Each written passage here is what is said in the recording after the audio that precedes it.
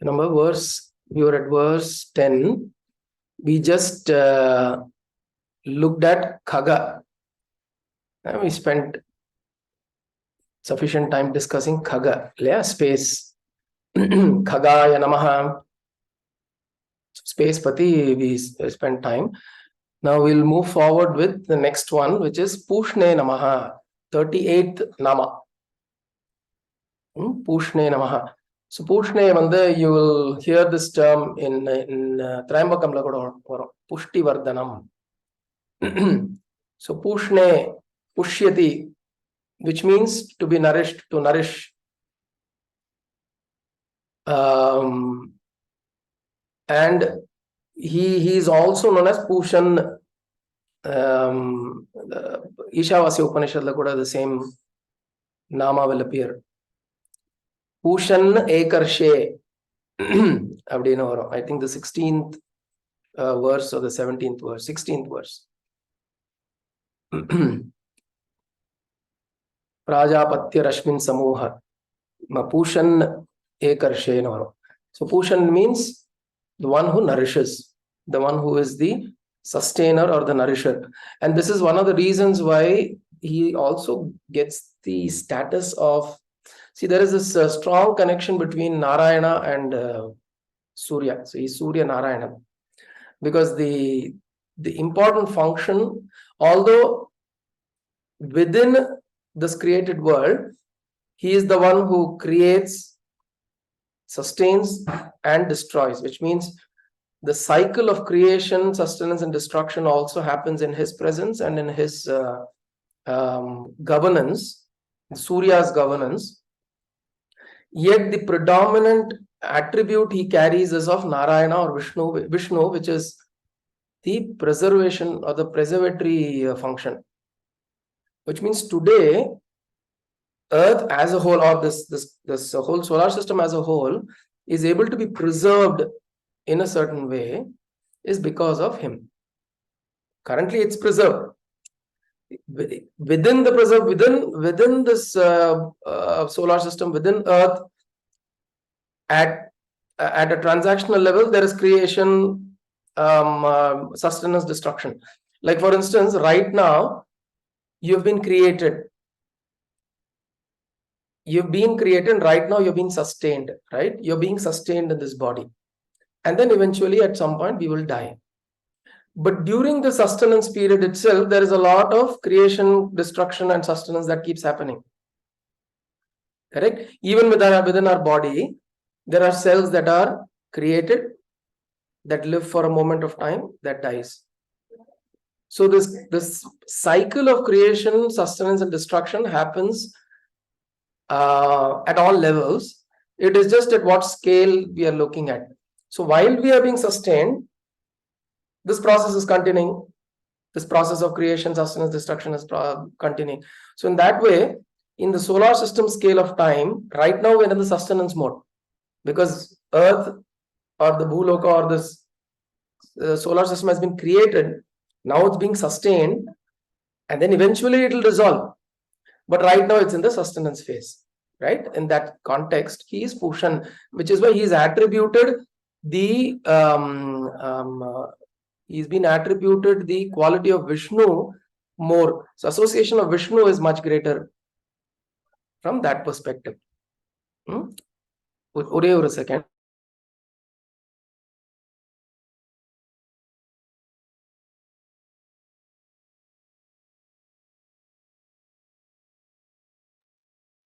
Okay, so because that could be a thought, right? Why is Surya connected with Ishwara, not with Ishwara, but with Vishnu or Narayana? So that is a way of looking at it. Maybe we can look at it that way. If you look at Shani, Shani is never said as Shani Narayana. He said Shani Ishwara. So Shani, the planet or the Graha or the deity, is associated with Ishwara. He is never associated with Narayana. So there are ways in some of these deities get these associations. It's interesting. But there is a different meaning for the word Sanishwara. They say It is actually Sanishwara, Sanai Charati iti Sanishwara Anchulu. Shanaihi Shanaihi Charati, which means the one who walks slowly. Even in some serials, I don't know, there was a whole TV series on Shani Bhagwan. I don't remember what that was. I didn't watch it, but I've heard it was very nice. And that whole TV series, Shani Bhagwan is shown as limping. So he's got a limp. He's got a bit of a limp. So he walks with a limp. Shanaihi Charati. Iti Shanish Charati. Shanishwara. Adu Shani Ishwara Nakitada. So that is one way of looking at it. But it's interesting how some of these deities get associated with the different principles. So Surya Narayanan is the Pushan. He is the nourisher, sustainer. Gabhastiman. Gabhastiman, Gabhastimate Namaha. Om Gabhastimate Namaha is Gabhastiman. Gabhastibhi means to actually spread out in all directions. Like how the rays of the Surya spreads out in all directions. His grace, his energy, his presence, all of that is spreading out in all directions. Gabhastiman. Suvarna Sadrishaha. Om Suvarna Sadrishaya Namaha. Shines like gold. Now it's hard not to make references to Ishavasya Upanishad because that one shloka there are many connections there, correct? Where it goes Hiranmayena Patrena Satyasyapi Hitam Mukham. So there is this Hiranmaya Patra covering the face of the sun, and then the request, the prayer to the Sun Lord is remove that Patra, the gold disc, so that I may see Satyasyapi Hitam Mukham. So that I may see your true face. So like that, he is shining gold. Actually, gold is the word gold is also a very interesting way it is represented. When those who've been to Mount Kailash, or even you've seen pictures of Mount Kailash, you will see the peak of Mount Kailash, when the sun shines on Mount Kailash, it gets a gold color. I don't know if you have seen that. Internet la parunga apra. It is very beautiful. Ama. Correct. It will be very brilliant and very beautiful to see. It will be stunning. It will actually it will appear as though there is a golden kavacham that is put on. We put a golden thing on the top. It will look like that. Very beautiful. And if you look at it and you should look at it early in the morning when the sun is just rising. It comes up and then it shines on it. First one, it will start with the reddish color. And then it will become gold. And like the gold is really brilliant because that's pure snow. And in that region, particularly, there is very little pollution. Absolutely no pollution, literally, right? So there is very little obstruction of view, and there is very little the snow itself won't be so polluted to give a different. It's pure white. So that pure whiteness, when the Surya rays of Surya Kirana falls on it, it shines like gold. So the that gold, in fact, it is also referred to as Hiranya Varnam, right? There is also a nama given to Surya Bhagavan. So he is Suvarna Sadrishaha, as though gold.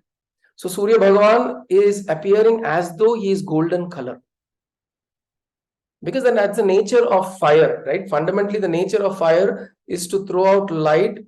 And that's the difference between a tungsten bulb and a regular tube light, gas tube light, right? Gas tube light doesn't look golden, it looks white in color.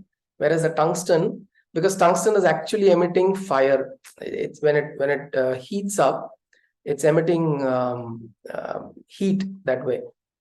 When the charge flows through it, it's emitting heat, and that is always orangish in color or golden in color. So Surya Bhagavan is Suvarna Sadrishaha, Suvarna Sadrishaya Namaha, shines like gold. And why the representation of gold is also because gold is the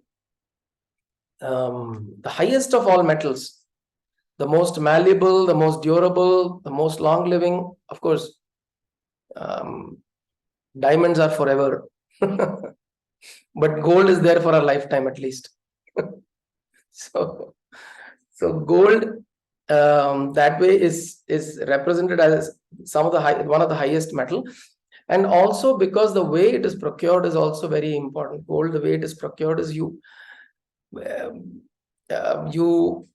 remove the ore, so it's under tremendous pressure under the earth, in the earth's under the it's buried under the earth, covered in ore. So the way you procure gold is by you take the whole gold with the ore, you collect it from underneath the earth, you take the ore and you subject it to high temperatures, and the ore dissolves and the gold melts, and the molten gold is then filtered out from the ore, and that's how we get pure gold, right? So this is also in a way the process of churning, or the process of sadhana that we go through as a sadhaka. It is like the whole idea is we take out the ore, the layers or the coverings or the avarnas or the koshas that we have, by the process of subjecting ourselves to high temperatures, which is tapas. High temperatures of tapas, we subject ourselves, and by that the ore disintegrates, then we become fluid like gold, right? We become fluid like gold, and then we can be molded into whatever shape. Beautiful, the whole allegory, the whole this thing comparison is so beautiful, because it shows how we as sadhakas go through this process, subject ourselves to tapas, we become liquid like molten gold.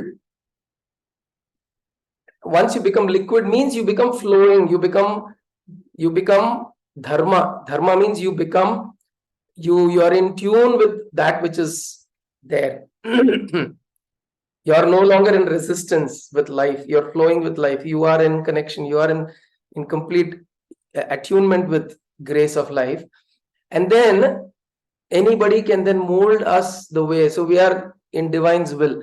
It's like saying, my guru's line is, may thy will be done. So may thy will be done. Or no, thy will be done. Right? So which means, may your will be done through me. So I just become an instrument. So you, whichever way you want to mold me, you mold me, right? So just an extension from this idea, because why gold is usually used, and Vedanta has a very different perspective of gold also. It presents the idea of gold in a very nice way. Same as the pot, the example of the pot that we had the other day.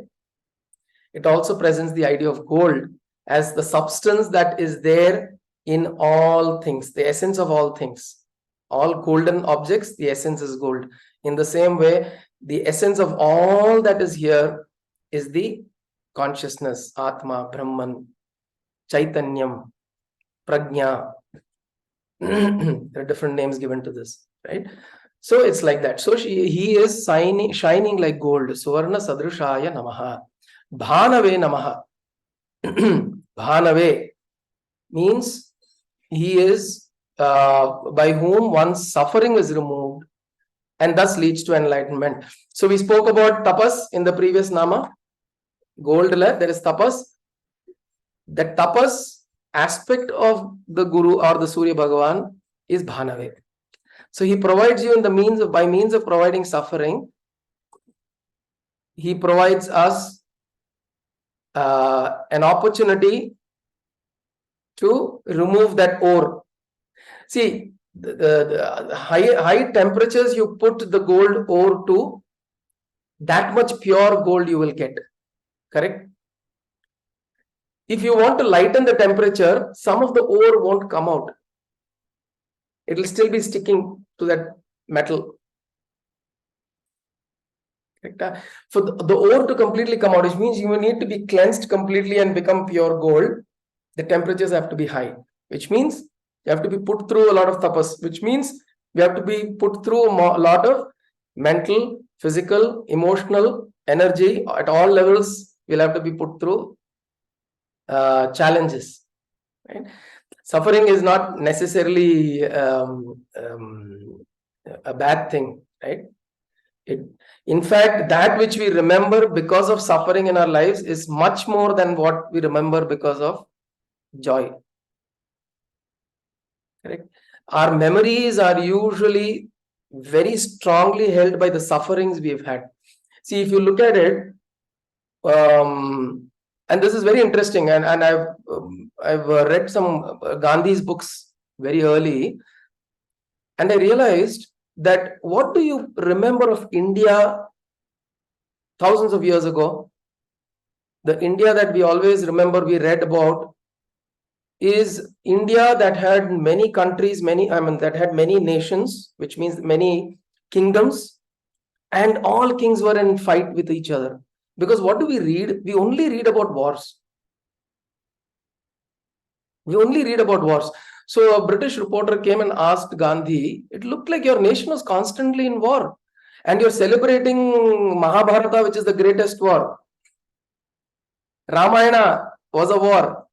You take up anything, it was a war. So it looks like your nation was never at peace. There's always constant wars. Then Gandhi explains very beautifully. He says, that is because you have chosen to focus on war. You have chosen to see only that aspect of history. There's been 1,000 years of peace, hundreds of years of peace that we don't focus on. We don't focus on the 36 years after the Mahabharata war. Mahabharata war was only 18 days. 18 நாள் தான். But there's so much of focus on that Mahabharata war that we don't remember the 36 years after that the Pandavas ruled, and ruled so beautifully. So when something is happening well, fine, hunky-dory, we don't pay much attention to it. Our attention goes only when there is suffering. We suddenly become alert only when there is suffering. Only when there is a problem, diabetes irundada, we go and I need to be careful. I need to not eat outside. I need to eat at time. I should be careful with my diet, and all of that starts happening. Only when suddenly I see, I have fatty liver, I have obesity, I have this, that, other, I start responding and reacting. Our consciousness or our conscious living happens only when there is suffering introduced all the time. So it is Guru's grace that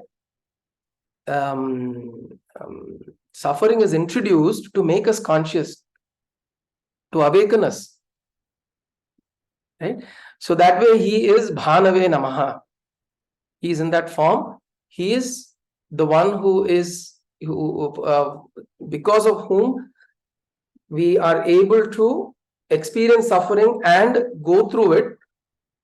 And when there is suffering, what happens? When you go through suffering, what happens? When we go through suffering, we actually become more wise. We become more understanding. We become more... Suffering makes many things out of us. Suffering makes us more understanding of others' pain. So today, I may not understand...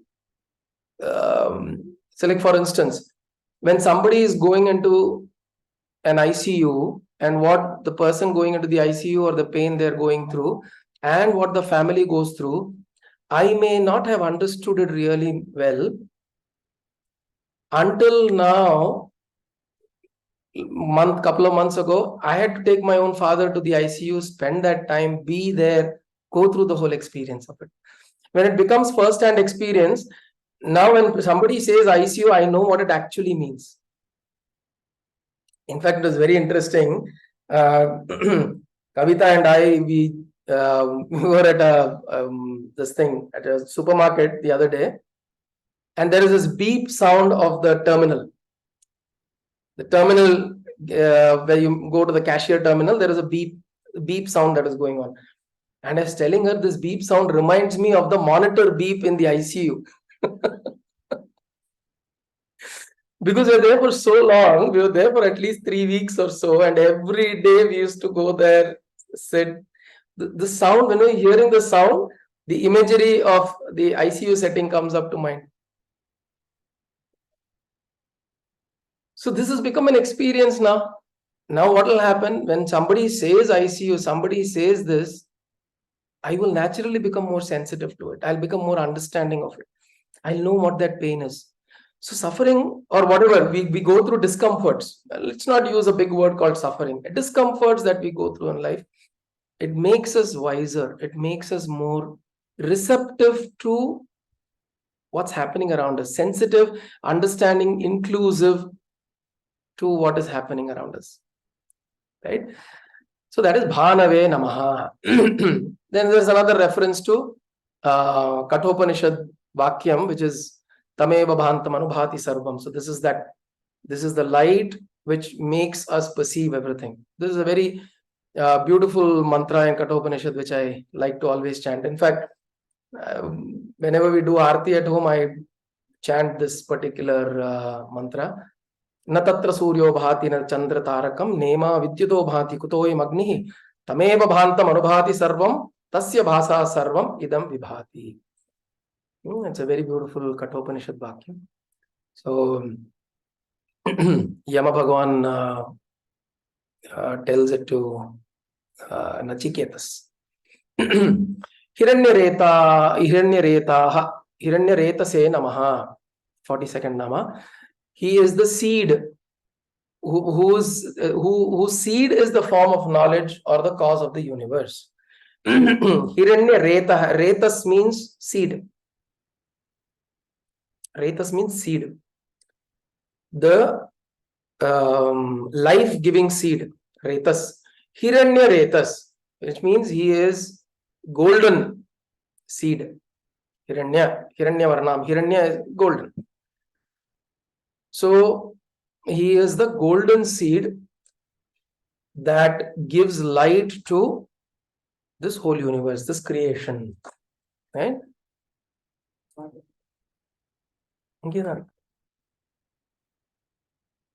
Divakaraya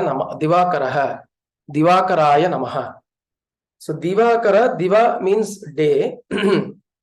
Diva Akara, which means the one who is the creator of the day, or in the form of the day, right? And we differentiate day and night based on sun, correct? For us, when the sun is out, it's day. When the sun is set, it is night. Which means we are what do we call ourselves?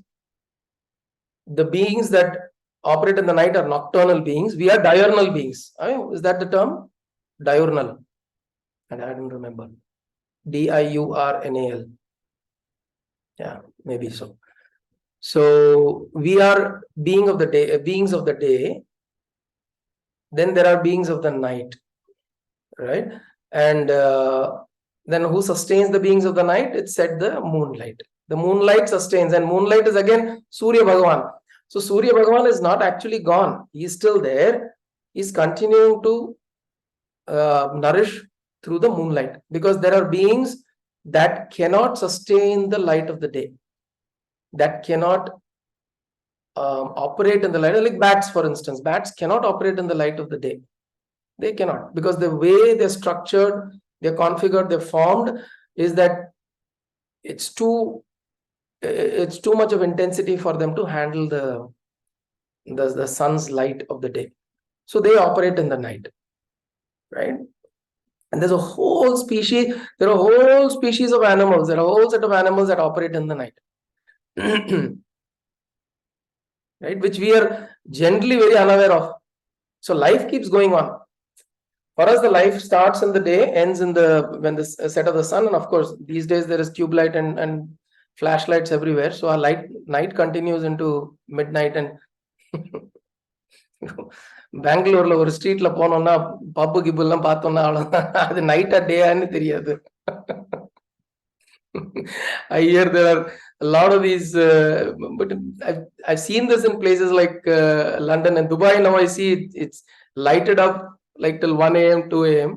But interestingly, there are places in India also where, and I've lived in Bombay. So Bombay, I've seen the life goes on pretty late into the night, like 10, 11 p.m. and so on and so forth. But now, sometimes it goes so late, 1 a.m., 2 a.m. in some places. There is very little difference between understanding what is day and night. In fact, nowadays, a lot of children have become nocturnal beings.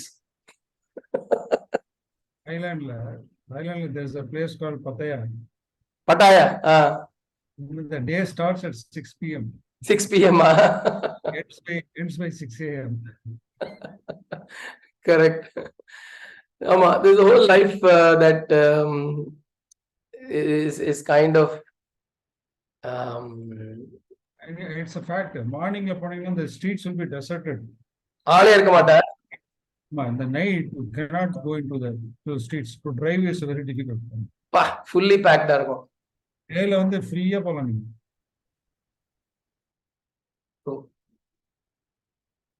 But it is said the way we are configured, human beings are configured for optimal performance is to operate during the day. And up with the sun and go down with the sun. You get up with the sun and go down with the sun. Absolutely. Our lives are tied up with sun. And we are also, see, I think it's just that at all levels within us, physical and the mental and emotional levels, we are configured to operate optimal with the sun.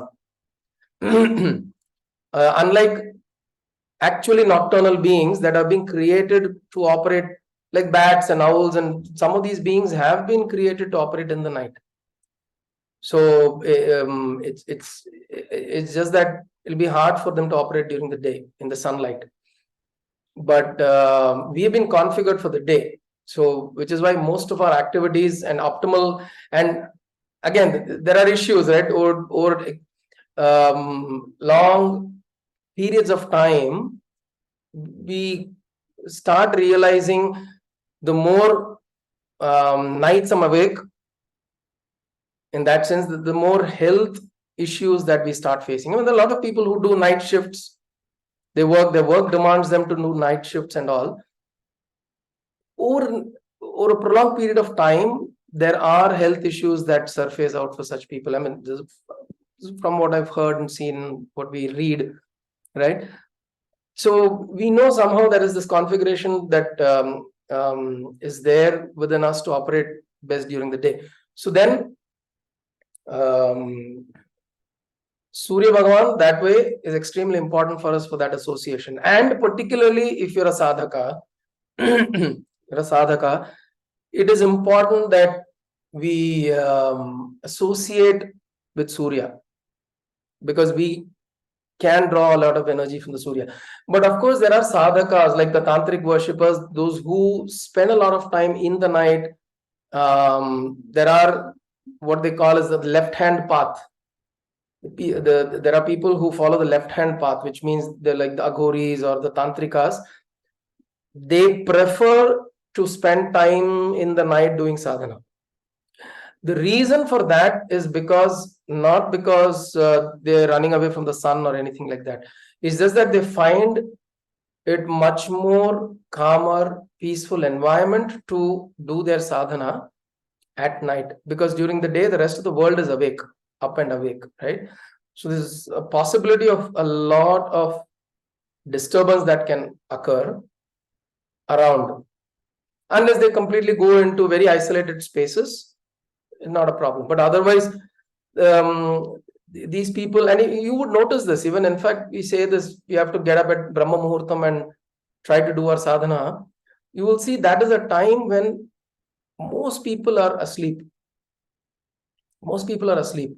So you will find a certain calm at that time in the morning, right? You will find, and that's just before the sunrise, actually, just before the sunrise. And it is actually very calm, and that time is quite beneficial for introspection. For introspection, it is a very beneficial time. But at the same time, it doesn't mean that we do only early morning. Sattva guna is predominant. Chandra Mama saying correct.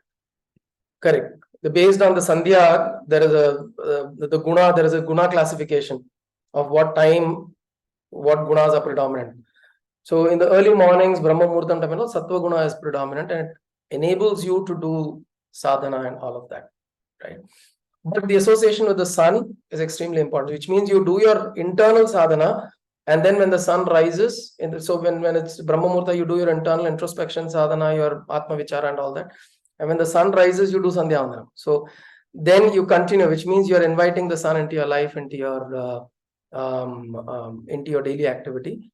You absorb that energy, and then you proceed. And then evening, when the sun goes off, you again close out the day with that, right? So Divakaraya Namaha. So he is in the form of this. He is the giver of the day, in a way, for us. He's the giver of the day, and he is one who is, if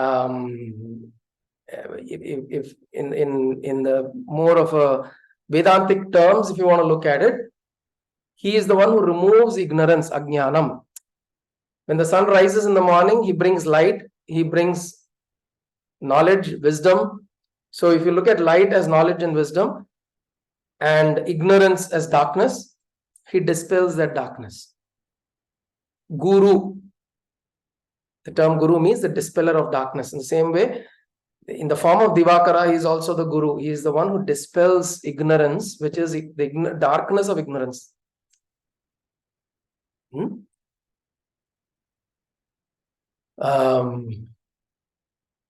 Ajnanatimirandhasya jnananjanashalakayaha chakshurunmilitam yena tasmai shri gurave namaha. Ajnanatimirandhasya. Ajnanam, the darkness of Ajnanam, he comes like the Timira. Timira is Surya. Timira means Surya. Jnananjana Shalakya, he also comes as the Kanmai, the collyrium of the eye, to open up. Chakshur unmilitam yena tasmai shri gurave namaha. So, Divakaraya namaha. So he is the form of, or he's the one who dispels darkness, brings in light, and also the ruler of the day. So that was verse 10. What is the verse once again? Aditya Savita Suryaha Khagaf Pusha Gabhastiman Suvarna Sadrisho Bhanuhu Hiranyareta Divakaraha. Aditya Savita Suryaha Khagaf Pusha Gabhastiman Suvarna Sadrisho Bhanuhu Hiranyareta Divakaraha. So Om Adityaya Namaha, Om Savitre Namaha, Om Suryaya Namaha, Om Khagaya Namaha, Om Pushne Namaha, Om Gabhastimate Namaha, Om Suvarna Sadrishaya Namaha, Om Bhanave Namaha, Om Hiranyaretase Namaha, Om Divakaraya Namaha. Then verse 11. We've got about 10 minutes. We'll finish verse 11, I think. Haridashva Sahasrarchihi Sapta Saptir Marichiman Timiron Mathana Shambhu Twashta Martanda Amshuman. Okay, so here the namas, the overall meaning is, yes, 7 horses yoked to his chariot, shines with brilliant light, with infinite rays, destroyer of darkness, giver of happiness, the mitigator of all sufferings, infuser of life, is the omnipresent, pervades all with immeasurable rays. So as I said, some of these things are repetitive. Agastya Maharshi has repeated some of these qualities of Surya in different words, but meaning fairly the same, because he is re-establishing. He's re-establishing to Rama, Lord Rama, and also to us, to say that by this you are re-establishing these attributes of Surya, and you meditate upon those. If in one word you forgot, you kind of did not focus on that attribute, then when you go again, that another word for the same meaning comes, you meditate upon it. Haridashvaha. Haridashvaha is got a couple of meanings there, right? Ashwa is Ashwa is a horse, right? Now, Ashwa is also meaning a vehicle. Ashwa also means a vehicle. So here the meaning is the way the commentator has offered the meaning is he is one with a beautiful vehicle. So Haritashva is one as Hari means to steal. Harihi means to steal. Lord is called Hari, Krishna Vishnu is called Hari because he steals away. Harati iti haraha, Harihi. Which means he steals what? He steals your heart, which means in devotion. You go to him and in devotion you lose yourself, and who remains? He remains. He remains there. Which means what has happened to you? You are gone. You have been stolen away. Your presence and your individuality has been stolen. It is replaced by him, and hence he is Harihi. So here Haritashva, he is the one who is having a very beautiful vehicle, and who Narayana's vehicle is Garuda.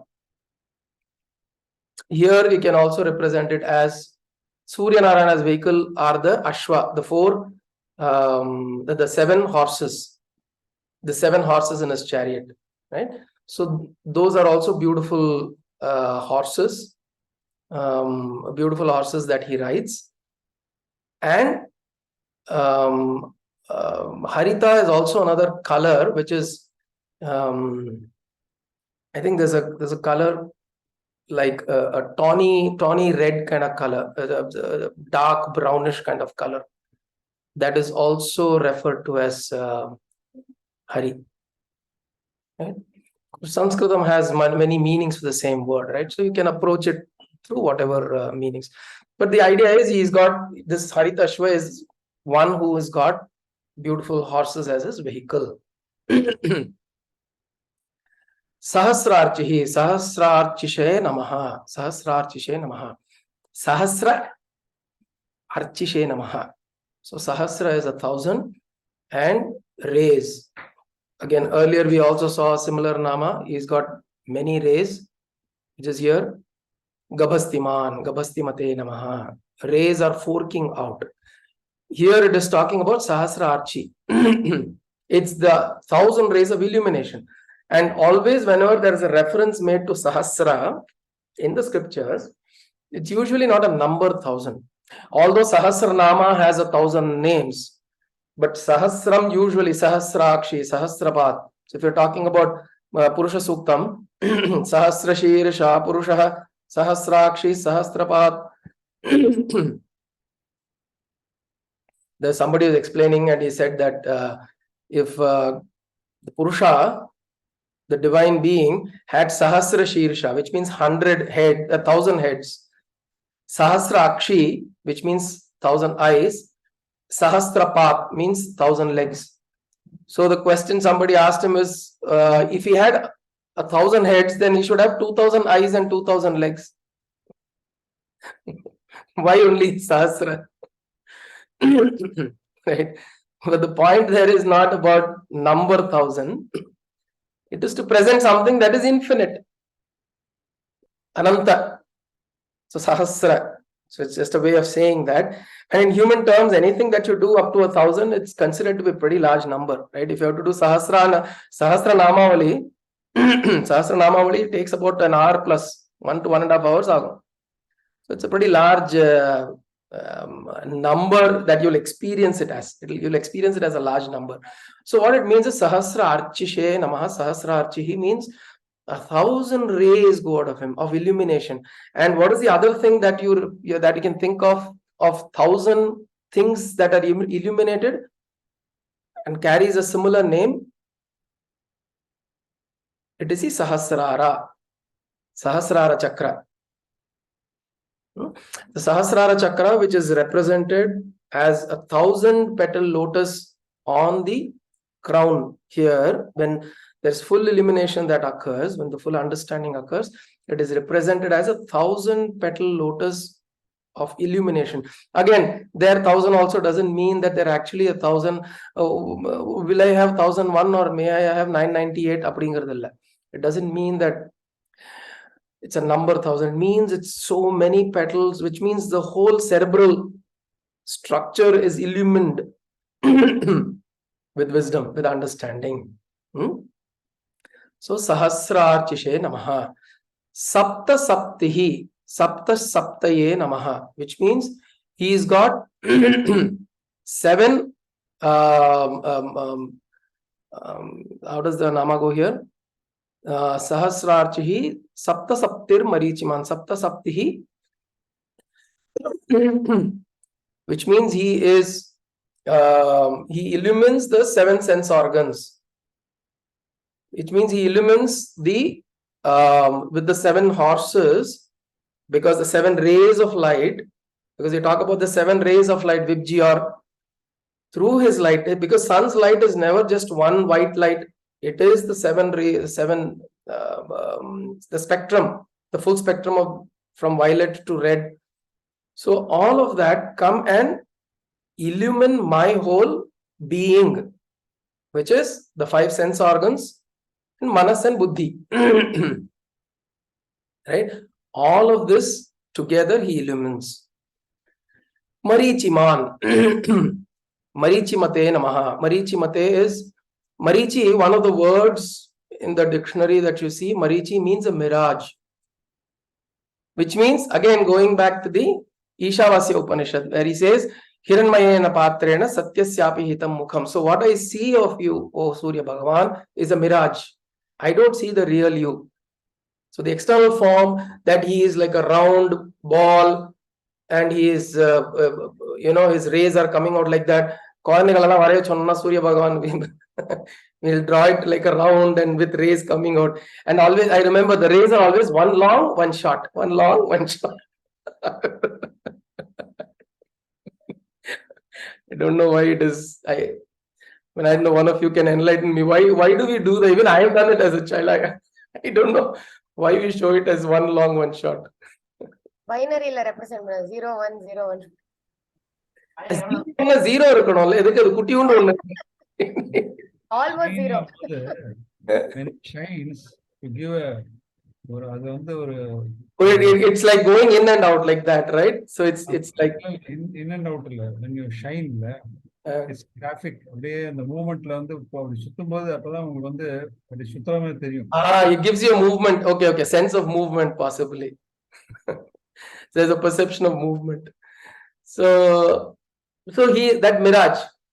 So what we see on the external is Aditya's mirage, not the real Aditya. So he is Marichiman, Marichimate Namaha.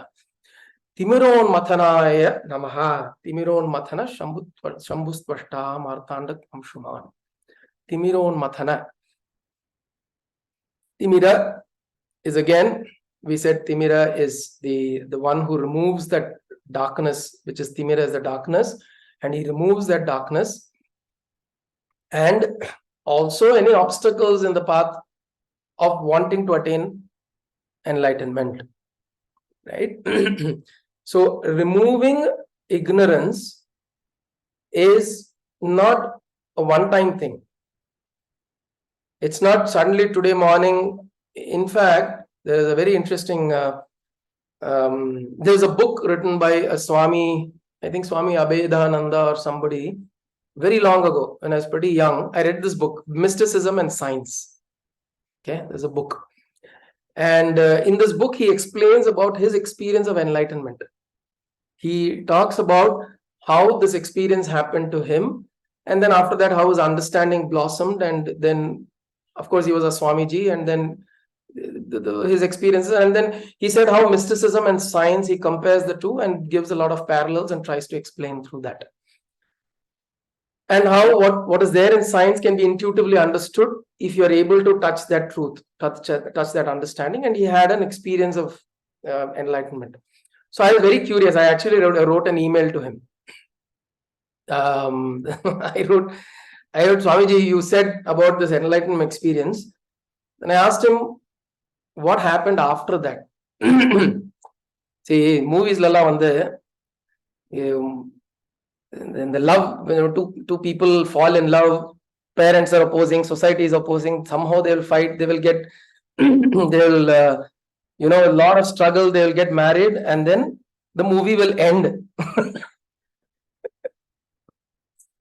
I always wonder if the movie actually starts after that only in their life. So what happens after that is not presented in that movie, right? Of course, these days they are making a lot of movies to present those aspects also. But I was curious what happened after that, Swamiji. I wrote, it's wonderful to read through that and I understand the experience that you went through. What happened after that? Did it stay with you? Because then after that, what happens? It's just a memory. See, when you have this explosion, this whole understanding explosion suddenly happens and you suddenly feel everything included within you.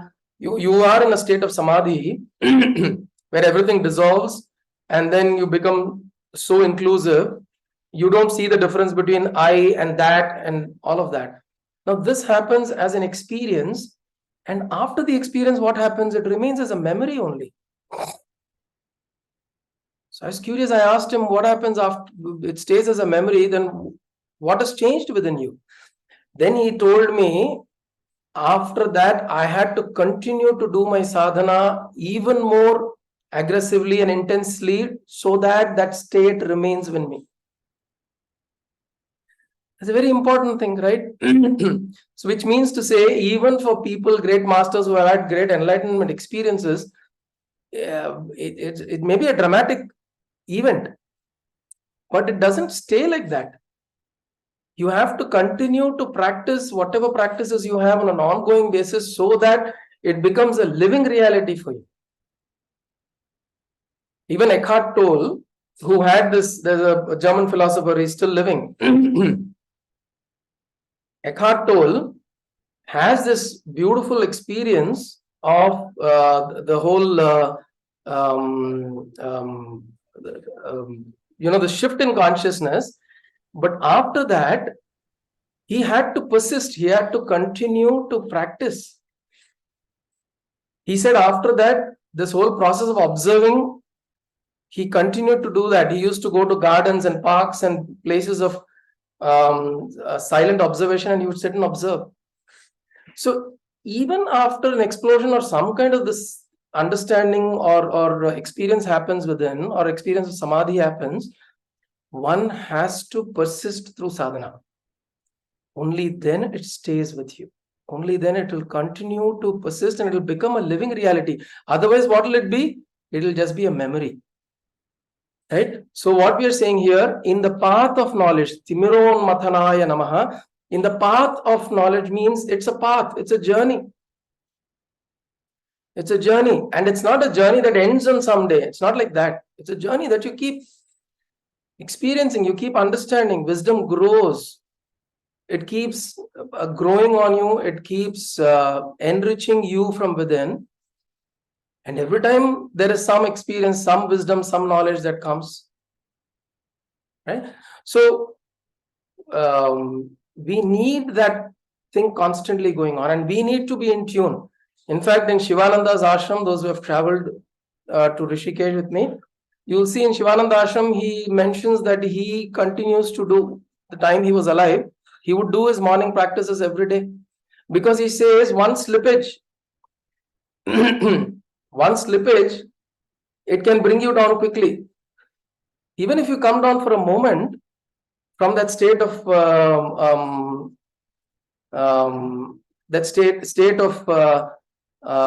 samatvam, samadhi, from that state you come down a little bit also. You've got to work towards to bring yourself to that. Right? So this is so Timiron Mathanaya Namaha is when you're propitiating to Surya Bhagavan and telling him that continue to enlighten me, continue to be in this journey where this continues to be a living reality, a living experience for me. Right? Being conscious, being consciously aware, being constantly engaged in perception, which is entire inclusive, all inclusive. So this is an important thing to note, right? Because we always think that Mahan Galla Mandir, they are superhuman and they've achieved some state which I don't know, I cannot. How do they live in that state? It takes a lot of work. It takes a lot of work to remain in that state. Right? Chandrama was saying no rest for spiritual aspirant. Absolutely. It is not a part-time job. My guru would say, it's not a part-time job. Nochur Venkatramana talks, you should listen. See, it's absolutely not part-time. It is not something that you can just say that, oh, okay, this is another book I'm going to read. Train la porche, bus la porche, I'll read, watch, and whatever. You must be involved passionately and for the life of you. Thinking that this is what it is. That's it. This has to take the highest priority in your life, and then it will start flowering. Right? So, okay, we've gone 5 minutes past. So we'll pause here today. Timiron Mathanaya Namaha. So we've done it 48. Okay, so verse 11. So adavarikum paathala. Om Haridashvaya Namaha. Om Sahasrarchishe Namaha. Om Sapta Saptaye Namaha. Om Maricha Mate Namaha. Om Timiron Mathanaya Namaha. Om Kayena Vacha Manasendriyerva Buddhyatmana Va Prakrite Swabhavat Karomi Yatyat Sakalam Parasmai Narayanayati Samarpayami Sadashivayeti Samarpayami Jagadambikaye iti Samarpayami Sadgurunathayeti Samarpayami Hari Om Tat Sadgurubhyo Namaha.